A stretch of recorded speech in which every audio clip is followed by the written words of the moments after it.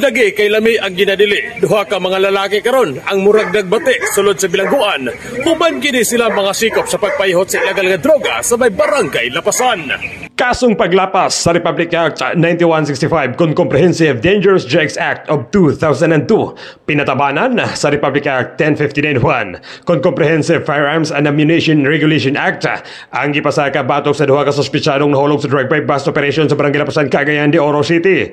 Mga dinakpan nga midugang kahuot sa Maharlika Detention Cell mao sila si Emilio Pacaldo aka Kokoy, lalaki, 46 anyos ulitaw, o Jobel Gula-Gula, lalaki, 44 anyos ulitaw, o parehong residente sa Kulambog, Barangay Lapasan, ning syudad.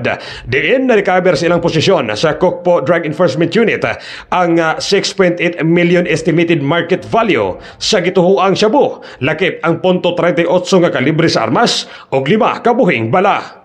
Ang duha lakip sa high-value individual sa pagpayhot sa ilegal nga droga sa Cagayan de Oro City. Diin taas nga panahon ang pagplano sa operatiba og nagmamugahon ang pagsikop alang sa pagsugpo sa talamak nga droga sa dakbayan. Gikan dinhi sa City Mobile Force Company, Cagayan de Oro City Police Office. Kini si K5 Charlie Pere para sa kampiyon sa balita, serbisyo publiko o kalingawan sa bayan sa Cagayan de Oro.